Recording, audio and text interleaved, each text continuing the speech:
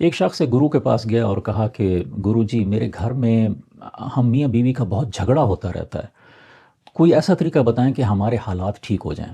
گرو نے کہا کہ بیٹھو۔ تھوڑی دیر بعد گرو نے اپنی بیوی کو آواز دی اور کہا کہ سنو، ایک لالٹین روشن کر کے لے آؤ۔ بیوی ایک جلتا ہوا لالٹین لائی اور رکھ کر چلی گئی۔ تھوڑی دیر بعد پھر گرو نے کہا کہ ارے سنو، میرے لیے کوئی میٹھا کھانے کے لیے لے آؤ۔ اس بار بیوی آئی لیکن میٹھے کے بجائے کوئی نمکین چیز لے آئی اور وہ رکھ کر چلی گئی۔ یہ دیکھ کر اس شخص نے سوچا کہ یہ تو کوئی پاگلوں کا گھرانہ لگتا ہے، تو وہ مایوس ہو کے جانے لگا۔ تو گرو نے کہا کہ سنو، تمہارا کیا مسئلہ حل ہو گیا؟ تو شخص نے کہا مجھے تو آپ لوگوں کی سمجھ نہیں آ رہی کہ یہاں پر عجیب سے حالات لگتے ہیں کہ ایک دن کی روشنی میں دوپہر کے وقت آپ لالٹین منگا رہے ہیں، اور بیوی ہے کہ وہ بھی بغیر سوچے سمجھے لالٹین جلا کر روشن کر کے وہ لے آئی، اور پھر آپ نے میٹھا منگوایا تو وہ نمکین لے آئی۔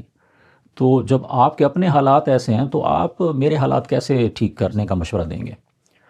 تو گرو نے کہا کہ اصل میں گھر میں جو جھگڑے ہوتے ہیں اس کی سب سے بڑی وجہ انا کی زیادتی اور اعتبار کی کمی ہے۔ اور پھر گرو نے کہا کہ دیکھو، میں نے جب لالٹین منگایا تو واقعی دن کی روشنی تھی، دوپہر کا وقت تھا۔ اب بیوی اپنی انا کی بنا پر مجھ سے کہہ سکتی تھی کہ کیا تمہارا دماغ خراب ہوا ہے، اس وقت تمہیں لالٹین جلا کے روشن کر کے اس کے لانے کی کیا ضرورت ہے؟ لیکن اس نے اپنی انا کو دبایا اور مجھ پر اعتبار کیا کہ اگر میں نے لالٹین منگوایا ہے تو مجھے اس کی کوئی نہ کوئی ضرورت ہوگی۔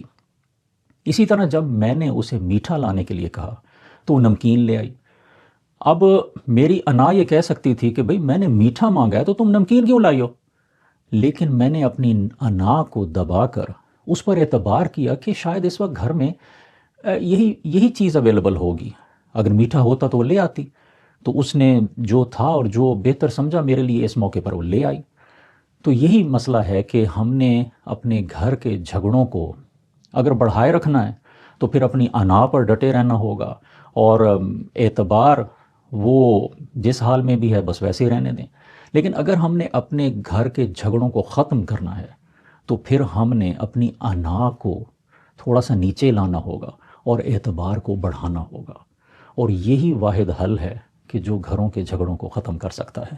کہتے ہیں اگر ہم کچھ سال پہلے ہوئے جھگڑوں پر اگر ہم غور کریں تو اکثر ہم دیکھتے ہیں کہ ان کی کوئی خاص وجہ نہیں تھی، اور جھگڑا کرنے سے کچھ حاصل بھی نہیں ہوا، اور اگر ہم جھگڑا نہ کرتے تو اسے کچھ ہم لوز بھی نہ کرتے۔ تو یہ سارے مسئلے انا اور اعتبار کے امبیلنس ہونے کی وجہ سے ہوتے ہیں۔